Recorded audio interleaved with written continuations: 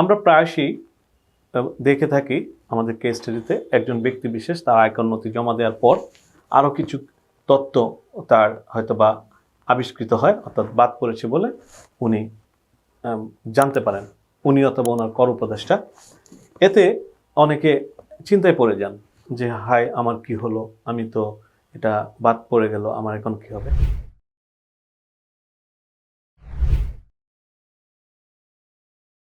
বিসমিল্লাহির রহমানির রহিম। সম্মানিত করদাতা সুনাগরিকবৃন্দ, আসসালামু আলাইকুম। আজকে আমরা এসেছি একটি বিশেষ পর্বে, অর্থাৎ আয়কর আইন 2023-এ একটি বিষয়ে উল্লেখ করা আছে 180 ধারায়, যে একজন ব্যক্তি তার আয়কর নথি জমা দিতে পারবেন, পাশাপাশি সংশোধিত রিটার্ন জমা দিতে পারবেন। আমরা প্রায়শই দেখে থাকি আমাদের কেস স্টাডিতে একজন ব্যক্তি বিশেষ তার আয়কর নথি জমা দেওয়ার পর আরও কিছু তথ্য তার হয়তোবা আবিষ্কৃত হয়, অর্থাৎ বাদ পড়েছে বলে উনি জানতে পারেন, উনি অথবা ওনার কর উপদেষ্টা। এতে অনেকে চিন্তায় পড়ে যান যে হায় আমার কি হলো, আমি তো এটা বাদ পড়ে গেল, আমার এখন কি হবে।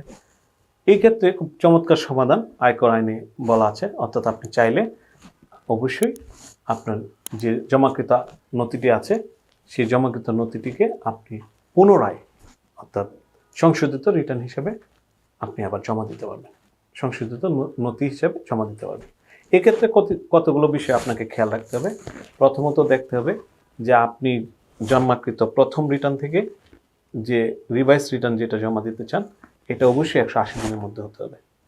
আপনার এখানে খেয়াল রাখতে হবে যে আপনার যে আয় প্রদর্শন করা হচ্ছে সেটা হ্রাস করা যাবে না, সেটা ঠিক রেখে, অথবা ক্ষেত্র বিশেষে যদি বাদ পড়ে থাকে কোনো আয় সেটাকে সংযুক্ত করে আপনাকে অবশ্যই আয় বৃদ্ধি সে অনুযায়ী কর দায় যেটা সেটাও পরিশোধ করতে হবে।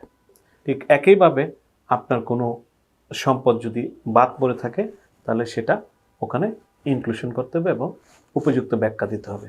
পাশাপাশি আপনাকে যে জিনিসটি মনে রাখতে হবে সেটা হলো যে আপনি কি কি কারণে রিভাইস রিটার্নটা দিচ্ছেন। হতে পারে আপনি কর অব্যাহতি পাওয়ার একটা সুযোগ ছিল, সেটা আপনি নিতে ভুলে গিয়েছেন, করমুক্ত আয় প্রদর্শন করতে ভুলে গিয়েছেন, অথবা আপনার আয় ভুলে গিয়েছেন, বা অন্য যে কোনো কারণ। এবং বিশেষত অনেক সময় আপনার আয়কর রিটার্নটা প্রসেসের জন্য নির্বাচিত হতে পারে, অর্থাৎ আয়কর আইন 2023-182 দ্বারায় যদি কোনো কারণে আপনার কোনো আপত্তি চলে আসে, বা আপনার ফাইলটা যদি এরকম হতে পারে যে অডিট আপত্তি, অথবা আপনার 212 ধারা অনুযায়ী আপনার ফাইলটা পুনর্মোচন করা হয়, সেক্ষেত্রেও আপনাকে সংশোধিত রিটার্ন দেওয়ার সুযোগ আছে।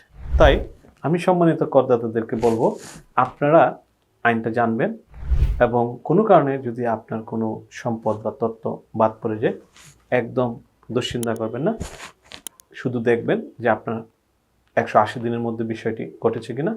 আপনি সময় নষ্ট না করে খুব দ্রুত সময়ের মধ্যে, অর্থাৎ 180 দিনের মধ্যেই আপনার আয়কর নথিটি পুনরায় সংশোধিত রিটার্ন হিসেবে সংশ্লিষ্ট সার্কেলে আবার উপযুক্ত ব্যাখ্যা দিয়ে জমা দেবেন, আপনি অথবা আপনার কর উপদেষ্টাকে। এক্ষেত্রে আপনি বিবিধ পরামর্শ নেওয়ার কোনো সুযোগ নেই। বাদ পড়েছে পরে দেখাবো, সমস্যা নেই, এরকম ভাবনা আপনার সম্পূর্ণ ভুল হবে। ধন্যবাদ সবাইকে। আমরা এই আইনের সর্বোচ্চ সুযোগ গ্রহণ করে আমরা সর্বদাই আয়কর আইন সম্পর্কে বিভিন্ন যে সুযোগ সুবিধা আছে এই ধারণা নিব, এবং ল ম্যাটার আপনাদের পাশে থাকবে। এরকম আইনি কী কী সুবিধা করদাতাদের জন্য আছে এই বক্তব্য আপনাদের সামনে উপস্থাপন করবে। আজকে এই পর্যন্তই। ভালো থাকবেন সবাই। জীবন শান্তিময় এবং কল্যাণময় হোক।